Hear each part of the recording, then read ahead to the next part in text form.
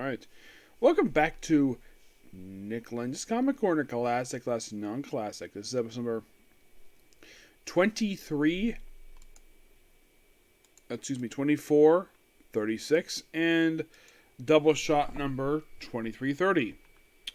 First up, we're talking about Fantastic Four and some Hulk. First, we have from Fantastic Four, Visionaries, Volume 6 by John Byrne. This collects issues 276 to 284 of Fantastic Four, along with The Thing, number 23, and Secret Wars, number 2.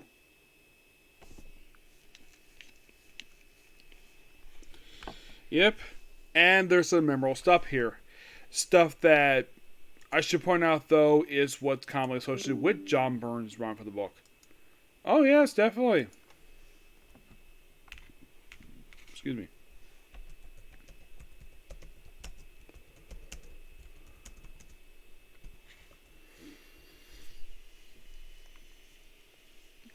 Yeah, first to do with this woman named Esbeth Croswell.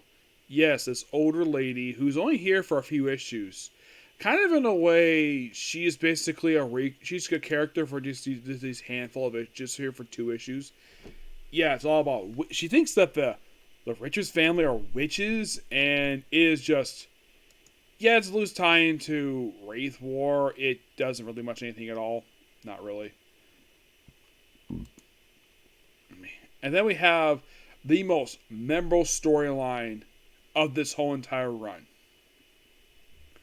That starts in 278, where Christoph Ballard, the adopted son of Doctor Doom, becomes the new Doctor Doom. He gets memories transferred, like, okay, that's enough. So the first thing he does is he launches the backs of the building to outer space and blows the damn thing up. Yes, the very same backs of the building that has been appearing in this book since issue 1. Not 1. Issue 3. Yes. Yeah, destroys it, then it's all saved. And for a very brief period of time, the Fantastic Four had to move into the Avengers Mansion for a very brief period of time until a new building is built. The building that replaces this is the Four Freedoms Plaza, a building that would last for over 10 years before we destroyed by Thunderbolts. Yeah, they occupied the building, and then once Fantastic Four came back, they're like, nah, let's not come home to the actual home. Let's blow it up and have them based out of a freaking warehouse for a few years before they got a new building. Yep. Now, I love this story arc, and the Thing is not even here for this. He's basically just off on Battle War. I think he just came back, and he basically finds out that his long-time girl, Fleece Master, has broken up with him, and she's dating Human Torch. This relationship would lead into issue 300, where basically, we'll get to that. But this whole story with Doctor Doom, with Christopher, this is the most memorable story. Like, when I think of John Byrne's run, I think of this story arc, which starts with this issue, and then of course, it's a quick 2-parter. Yeah. And then we lead into possibly one of the most weirdest story arcs, and it ties into Secret Wars, where this is something. Okay, so we have this guy called the Hate Monger. It was not the actual one, just a creation of the Psycho Man. So we have it where we have this mysterious woman named Malice show up, and she's causing havoc, all a bunch of hatred stuff because, well, emotions. And then basically slide back into reality. Reed decides to insult her, slap her, and then rip off her cape. Yeah, probably by far, like, you have basically after a weird 2-parter with the whole Wraith War tie-in, and they have a good 2-parter, and this weird 3-parter, which leads into Sue Storm stop being called the Invisible Girl. Yeah, like, right after Secret Wars, where they kill off the character. Yes, and then by, well,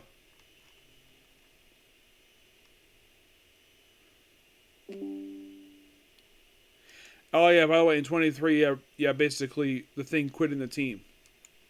Yeah, and by the way, it's not written by John Byrne this issue. This is Mike Crow and Ron Wilson doing the artwork. Now, I need to look up and see what issue was that she started calling herself her current title. Okay, so In 284, which is the last issue published in this trade here, that's when she stopped calling herself the Invisible Girl. Yes, after with the Psycho Man, at the conclusion of the story arc, yes, she's like, no more being vulnerable. I am now calling myself the Invisible Woman. And she's still stuck with that title. Yep. And by the way, here's the weird thing about Psycho Man. Like, right after issue 284, after a 7-part story arc with Loose Time to Secret Wars, which leads up with Power Man Fist and Spider-Man. Yeah, Psycho Man doesn't really appear very much after this. He appears sporadically. It's like his next appearance is in the 10th annual for Psycho Spider-Man. Yes. Which, by the way, that comes out roughly 5 years after this one does. Yes. Psycho Man had not been appearing very much prior to this one. His last appearance was an issue of Micronauts in 1980. That was the last time he appeared. And then when he appeared in Shadow anyways, this was his first appearance in 5 years. His first actual appearance was way back in 1967. His next appearance would not be until issue 76. Roughly, let's see, how long ago, that was like about a year later. After these 2 appearances, he next appears in Micronauts just a year later. Actually, no. It is, I kid you not, basically Psycho Man, after that 1 issue, would not appear again for 11 years. And then pops up, returns to Fantastic Four for this story arc here, and then pops up in the 10th annual for Second Spider-Man, Web of Spider number 6, an issue of Doctor Strange. Yes, Doctor Strange. In a backup story. Yeah, then of course you also appear in Fantastic Four Unlimited, where he apparently gets killed off in the Possible Man's on Vacation. Yep, appear a few times in Cable, Silver Surfer. He would not bother the Fantastic Four ever again after that particular issue. After 284, he has not bought Fantastic Four ever again until, get this, 642. Yes, he's there for a few issues, and then pops up he pops up in the final issue, in the Dan Slott run, and then his most recent appearance was actually in the opening issue of JMS's current run for Captain America. Yeah, this I think is a bit weird. Yeah, like, okay, he goes from Fantastic Four to Captain America. This is kind of weird. But he also appears as a villain for the Fear Itself Fearsome 4 miniseries.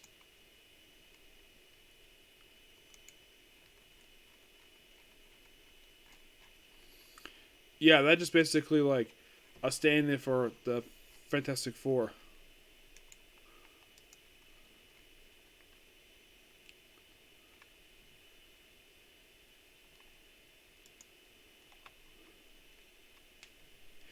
Yeah. So, this book is really good. And I'm going to give this book roughly a 9 out of 10 because I would give it a 10 because it's really good, but the biggest problem I have with it is Sue Stormer's malice. Like, the whole thing with that was so stupid. I'm not sure why the heck basically Byrne thought it was a good idea. Like, turn Susan Richards, the wife of Reed Richards and the mother of Franklin Richards, into a frickin' villain. And to defuse it, insult her, slap her, and then rip off her cape. Yeah. Alright, next up we're on to another John Byrne book. This time, Ride in the Hulk. Oh, don't worry, we're actually going to talk about more about his Hulk stuff in our comic corner. Don't worry about that. But this is from Hulk Volume 1, released in 1999. Well, actually more like 98. This is a relaunch of the book when it was Incredible Hulk, just simply Here's Hulk. We're starting with the Annie, which is basically Hulk Chapter 1. It is basically a representation of the debut of the Hulk, when he's gray. It is written by John Byrne, but the artwork is by Lee Weeks. It's a really cool annual, and I do appreciate it. It's basically kind of a because basically this is everyone's popular with chapter 1, so why don't I do it for Hulk as well? Yep, and then we have a half issue. Yes, a half issue. Wizard. Called No Escape. This is actually the only book not done by John Byrne. This is basically Terry Cavill and Pat Lee on the artwork. Pat Lee. Paul Lee. Most of the book is just the Hulk just hiding out, and of course recap what happened. Basically, remind people what happened in the previous set of issues before the relaunch. That's most of the book exactly what this is. And of course, Hulk taking on the Rhino. And then we next go to Hulk number 1. Oh, by the way, the trade this is collected is Hulk by John Byrne and Lee Weeks. That is the name of the trade, which probably collects this whole run.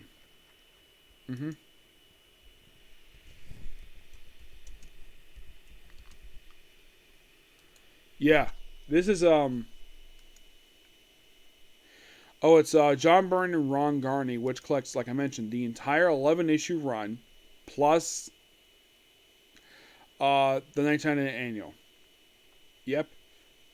Yeah, this is mostly for like a relaunch of the book, and then by, well, it would have been issue 12 of this book, they said rename it back to being called The Incredible Hulk, and remain that for the rest of the run before a relaunch again in 2008. Yeah, mostly put basically...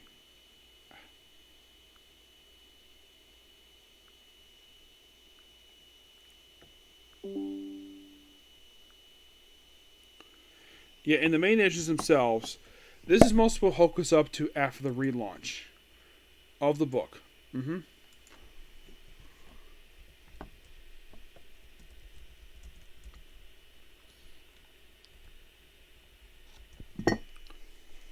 Yeah, because it's mostly put just Hulk just in a town. Well, first you have a guy by the name of Jonas Tuvler, who's only here just for the opening 4 issues of this run. It pops up for the final issue. It's like Hulk hanging out in town for a few issues. Also take us old enemy Tyrannus. Yep, he shows up here. You also have Emma Traveler to his daughter. His daughter would be kind of basically loosely associated with the Hulk. Thinks the Hulk's not a bad person, but she's only here for the opening 3 issues of the run. And she's never seen again. It's like most of the Hulk hanging out in town, just people not understanding him, and of course, then Avengers show up with Tyrannus, too, for a couple issues. And after this 2 issues, Tyrannus next appears in issue number 6. But here's the thing, issue 5 is Hulk taking a guy named Charlie Jenkins. Well, actually, he's just basically some roost farmer. And by the way, here's something interesting about some of these issues. Now, issue 1's artwork is done by Ron Garney. There's also a backup feature in the book, which focuses on Nick Fury.